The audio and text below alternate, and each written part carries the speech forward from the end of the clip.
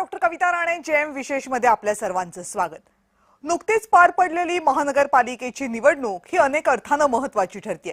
ज्या प्रकारे देवेंद्र फडणवीसांची ताकद वाढलेली दिसली त्याचप्रमाणे उपमुख्यमंत्री एकनाथ शिंदे आणि अजित पवार यांच्या राज्यातल्या मर्यादा सुद्धा स्पष्ट झाल्या। भाजप पुन्हा एकदा सगळ्यात मोठा पक्ष ठरलाय। शिंदे आणि दादा या दोघांची डोकेदुखी वाढली। यामध्येही शिंदेंना अधिक टेन्शन असणार आहे, कारण ते एकदा मुख्यमंत्री राहिलेत। पुन्हा ते पद भूषवण्याची त्यांची प्रचंड महत्त्वाकांक्षा आहे आणि म्हणूनच महायुतीतल्या तीनही पक्षांचं सध्याचं स्टेटस नेमकं काय आहे ते जाणून घेऊयात स्पेशल रिपोर्टमधून। मुंबई महापालिकेची निवडणूक ही अनेक राजकीय पक्षांसाठी डोळ्यात अंजन घालणारी ठरली आहे। एकीकडे पवार काका पुतण्याला पुणे आणि पिंपरी चिंचवडमध्ये जबर फटका बसला, तर दुसरीकडे मुंबईमध्ये ठाकरे बंधूंना प्रमुख विरोधी पक्ष बनण्यावर समाधान मानावं लागलंय। तसं पाहायला गेलं तर भाजप आणि शिवसेनेचा मुंबईत विजय झालाय, पण तरीही एकनाथ शिंदेंसाठी हे निकाल चिंता वाढवणारे ठरले। त्याचं पहिलं कारण आहे स्ट्राईक रेट। शिंदे सेनेनं 90 जागा लढवल्या, पण निवडून आल्या फक्त 29। स्ट्राईक रेट जवळपास 32%। तर दुसरीकडे भाजपनं 137 जागा लढवून 89 जागा निवडून आणल्या। Strike rate 65%।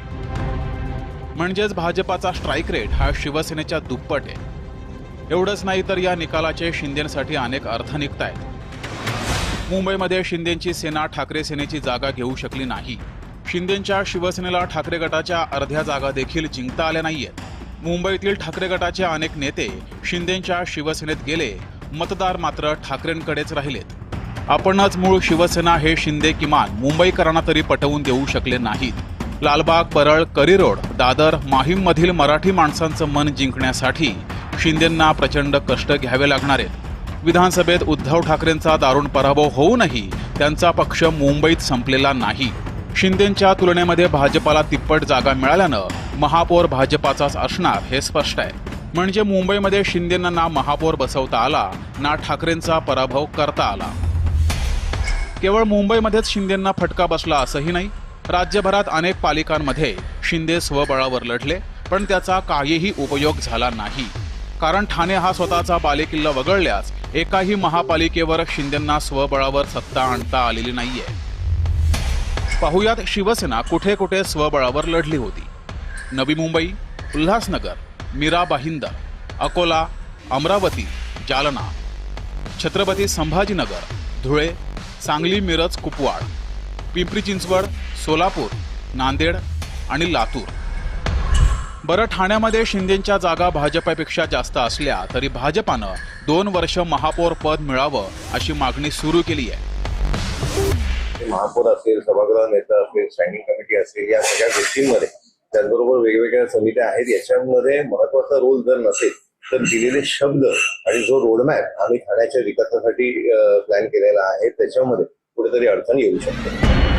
मुंबईमध्ये एकनाथ शिंदेंचं टेन्शन वाढलं याचं सर्वात मोठं लक्षण ठरलं नवनियुक्त नगरसेवकांना पंचतारांकित हॉटेलमध्ये नेऊन ठेवणं। सुपरस्टार शाहरुख खानच्या मन्नत निवासस्थाना शेजारी स्थित ताजलँड एंड या हॉटेलमध्ये शनिवारपासून शिंदेंचे नगरसेवक थांबलेत।